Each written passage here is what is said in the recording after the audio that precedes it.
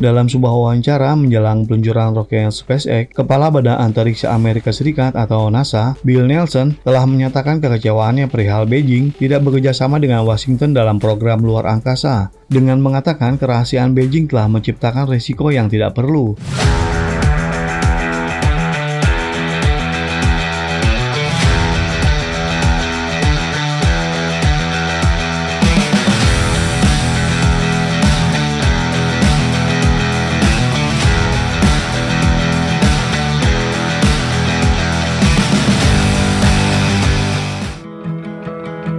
Hal ini diungkapkan oleh Kepala Badan Antariksa Amerika Serikat Bill Nelson. Menurutnya, kami sama sekali belum bisa mendapatkan transparansi apapun dari program luar angkasa China dan menyerukan kepada program luar angkasa China untuk berkolaborasi dengan NASA. The Chinese are very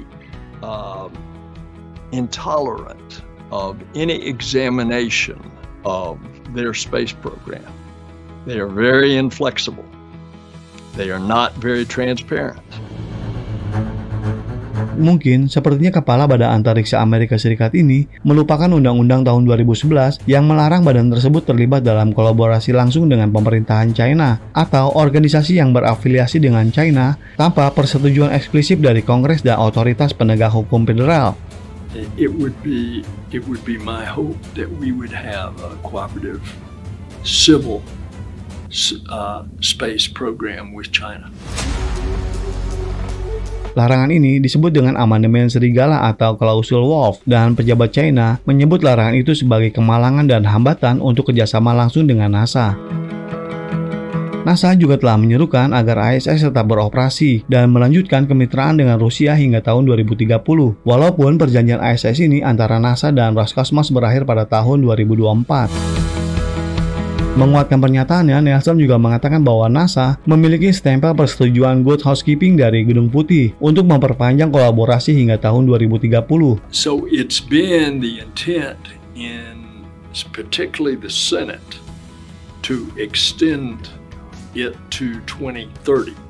Now I believe, since I've been here for a few months, that the White House later on, in a short period of time, will be coming out and issuing a statement on this. I expect it to be supportive of 2030.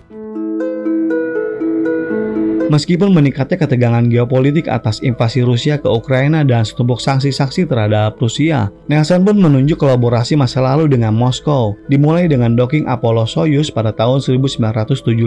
When in the midst of that hostile standoff of nuclear weapons, we found a peaceful connection with then the Soviets, now the Russians, in the civilian space program. For in 1975, a Soviet spacecraft rendezvoused and docked with an American spacecraft, and the crews lived together in space, and that has continued all the way to this day, where we built the International Space Station together, starting in the late 90s after us visiting the Russian space station, Mir.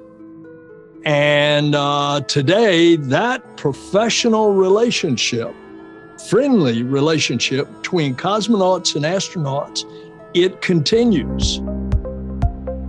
Di sisi lain, sebuah laporan Badan Intelijen Pertahanan Amerika atau DIA yang dirilis awal bulan ini menuduh China dan Rusia bertujuan untuk melemahkan kepemimpinan global Amerika dan sekutunya dalam domain ruang angkasa. Badan Intelijen Pertahanan Amerika Serikat ini menuduh Rusia dan China memperluas kemampuan militer mereka di luar angkasa dan memandang domain tersebut sebagai kunci untuk memenangkan perang modern. Dalam laporan itu menyebutkan bahwa China mungkin berencana untuk menggunakan teknologi berbasis ruang angkasa untuk memblokir radar Amerika Serikat dan mengganggu sistem senjata canggih.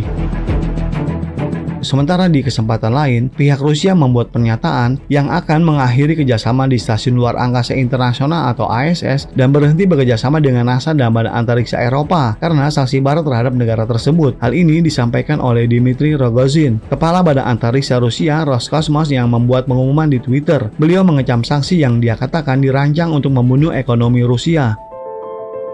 Lebih lanjut lagi, Rogozin juga menyatakan bahwa pemulihan hubungan normal antara mitra di stasiun luar angkasa internasional dan proyek-proyek bersama lainnya hanya mungkin terjadi dengan adanya pencabutan sanksi ilegal yang lengkap dan tanpa syarat. Some nations that have been irresponsible in that regard recently.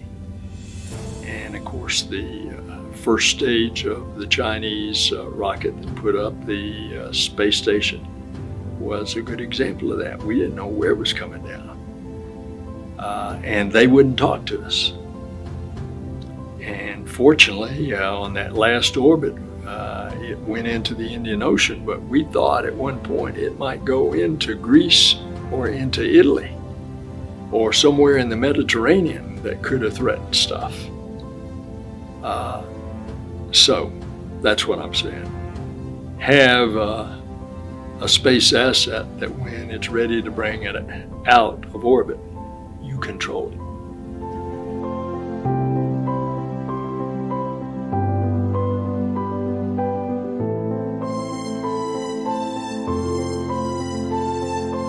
Dan kebijakan Washington ini sepertinya membuat kita senyum sendiri.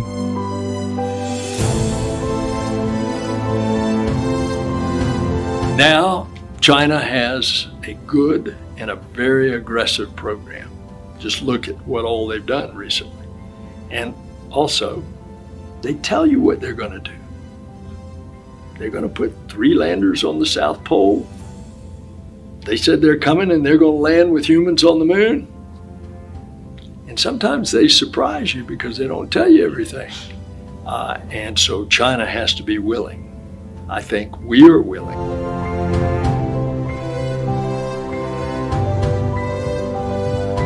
Di akhir wawancara, Nelson pun tetap berharap bahwa di masa depan akan ada kerjasama dengan China. That's what I would hope with China.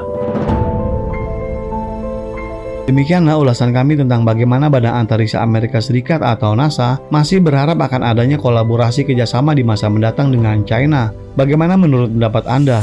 Silakan berikan komentarnya di kolom komentar kami. Terima kasih dan sampai jumpa di episode berikutnya.